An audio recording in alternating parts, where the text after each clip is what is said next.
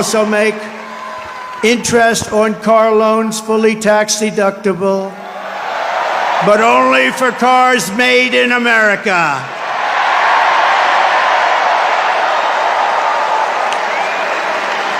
Have to be made in America. And we will achieve energy independence, and we will do something. We want it so badly. We're going to do something. You know what we're going to do? Front row Joes. You know, I got front row Joes here. I got the ladies from North Carolina, number 249. This is the 200, and you look so beautiful. We have a lot of people. They followed us, but we're going to do something. The ladies can tell you what we're going to do. We're going to drill a baby drill. And I will terminate the Green New Scam, and we'll cut your energy prices in half, 50%, within 1 year from January 20th. Is the fake news hearing that? Whoa! Look how much. Wow, that's a lot of fake news. That is a lot of fake news. Look at that. Wow. That's got to be a record, Mr. Speaker. I think that's a record. That is a lot of fakers back there. To bring back millions of jobs, we will give our companies the lowest taxes, the lowest energy costs, the lowest regulatory burdens, and free access to the best and biggest market on the planet. Remember this, if we keep going like this, we won't have the biggest and the best. We won't have a market, we won't have a country. But only for those who make their product here in the USA and hire American workers for the job. And if these companies don't make their products here, then they will pay a very stiff tariff when they send their products into the United States for the privilege of competing with our workers and our now protected companies. We're going to protect our companies. They're not leaving anymore. They're not leaving anymore. We're also going to pass the Trump Reciprocal Trade Act, meaning if China or any other country charges us 100 or 200% tax or tariff, we will then charge them a 100 or 200% tax or tariff. It's called an eye for an eye. And I will never apologize for defending America. I will protect our workers. I will protect our jobs. I will protect our borders. I will protect our great families. And I will protect the birthright of our children to live in the richest and most powerful nation on the face of the earth.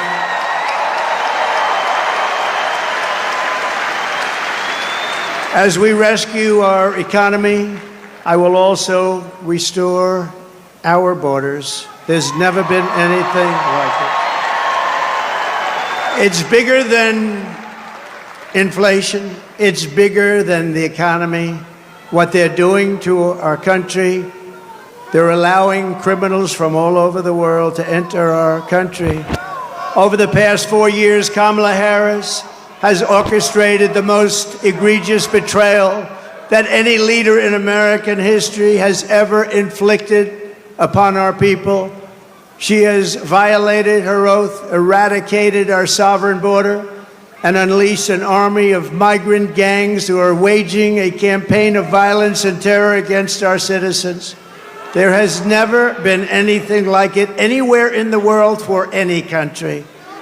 Kamala has imported criminal migrants from prisons and jails, insane asylums and mental institutions from all around the world, from Venezuela to the Congo. A lot of people are coming from the Congo prisons. They're coming from all over the world.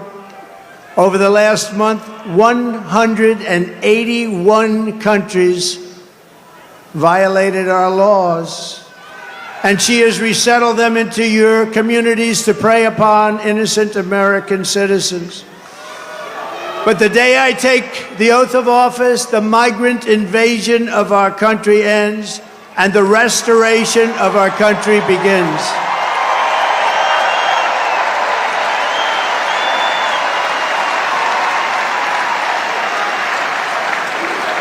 One of the deadliest and most vicious migrant gangs that Kamala has imported into our country is the savage Venezuelan prison gang. Nice group of people. They got together in prison, the worst prison in the world, they say. It's called Tren de Aragua. And that is taking over apartment complexes and unleashing a violent killing spree all over America, especially in Aurora, Colorado, where we have a governor who's petrified of them, and maybe he should be. But now they've even taken over Times Square. Take a look.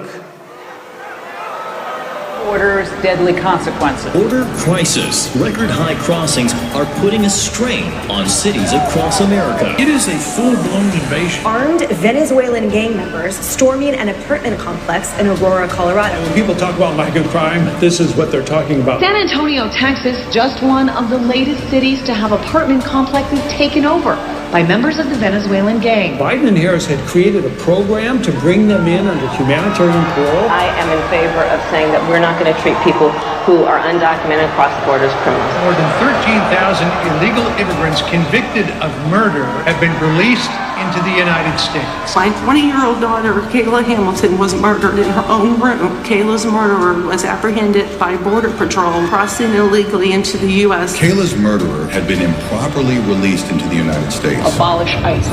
Yeah, we need to probably think about starting from scratch. More than a dozen people suspected of being Tren de Aragua gang members right here in San Antonio. The gang members had been terrorizing the apartment complex. New details in the murder of Laken Riley. The illegal immigrant suspect, who cops say committed the heinous murder, is a Venezuelan national. And was paroled and released into the country by the Biden administration. If they'd all been properly vetted, that probably wouldn't have happened. 2 men investigators say are in the country illegally from Venezuela are charged with capital murder in the death of Jocelyn Nungaray. Martinez and Angel wrapped his arms around Jocelyn's neck, took off her pants, and climbed on top of her. Later strangled Jocelyn to death, and then tied up her hands and feet. Court documents suggest a group of men arrested for beating and robbing a Dallas woman last month are members of a Venezuelan street gang. The men threatened to cut off her fingers if she did not cooperate. Manuel Hernandez was booked by Colleyville police just 2 days earlier and released the day before the robbery. A Peruvian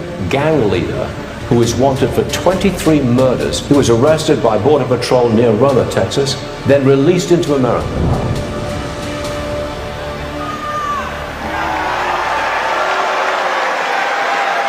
That's who we're allowing into our country. We're not going to have a country any longer. That's who we're allowing in.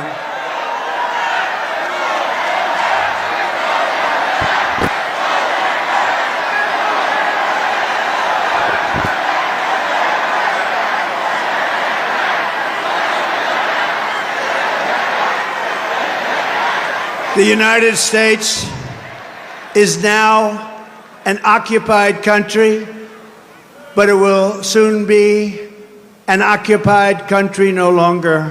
Not going to be happening. Not going to be happening.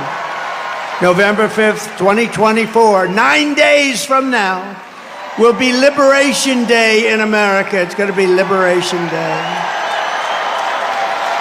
On day one, I will launch the largest deportation program in American history to get the criminals out. I will rescue every city and town that has been invaded and conquered, and we will put these vicious and bloodthirsty criminals in jail. We're going to kick them the hell out of our country as fast as possible.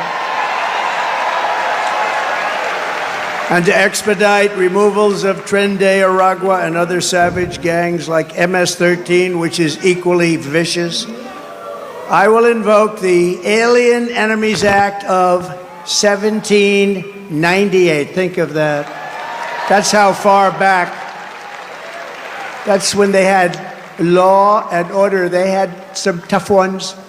Think of the Alien Enemies Act of 1798. You hear that, Mr. Speaker? Get ready. To target and dismantle every migrant criminal network operating on American soil. And there are lots of them. We don't have the same country anymore, you know that. And you know, when you look at the polls and they say about the economy and they have all these different things, the worst nightmare that we're facing is what they've done to us on our borders.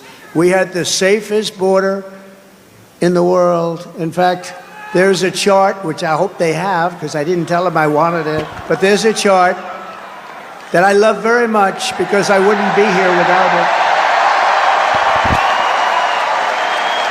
That's it. I love it. I'm in love with it. I love that chart.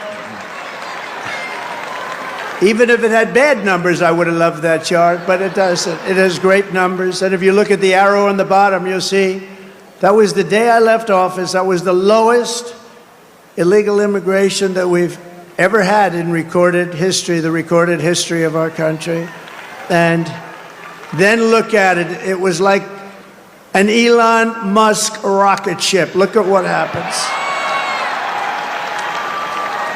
Look at what happened after that. And if they come back into our country, it's an automatic 10 years in jail with no possibility of parole. And I'm hereby calling for the death penalty for any migrant that kills an American citizen or a law enforcement officer.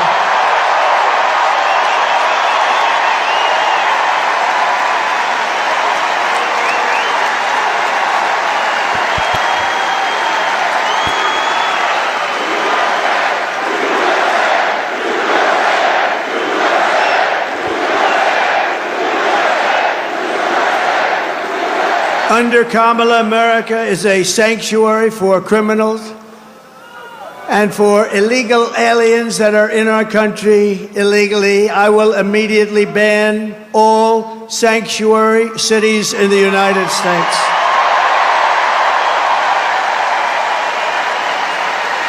Kamala's gross incompetence disqualifies her from being President of the United States of America. She is grossly incompetent. All you have to do is look at her interviews, look at what she did the other night on fake news CNN. Just take a look.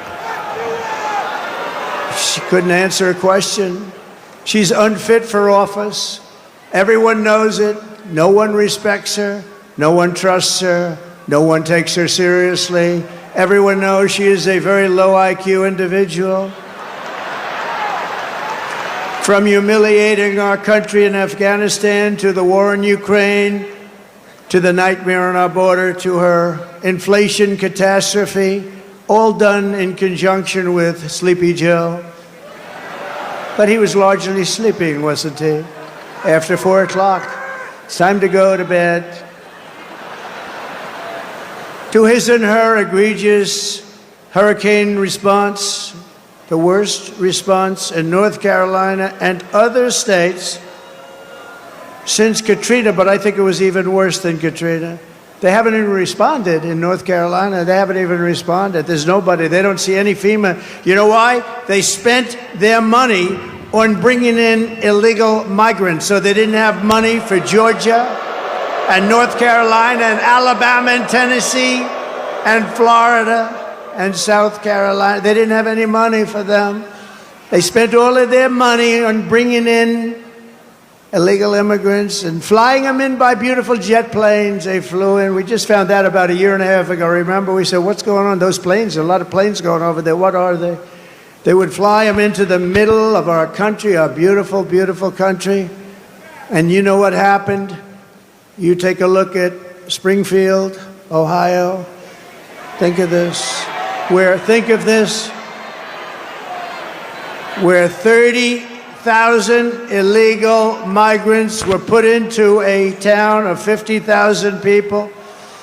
No place can withstand that. Or take a look at Aurora in Colorado. Colorado is going to vote for us. You know why? Typically, they go a little bit the other way. Of course, with their voting system, I'm not so sure about that. But you know why? Because they tried to throw the leading candidate of both parties, meaning me. I was leading both parties off the ballot. And the people of Colorado, including Democrats, are very angry about it. They are a threat to democracy, to use their term.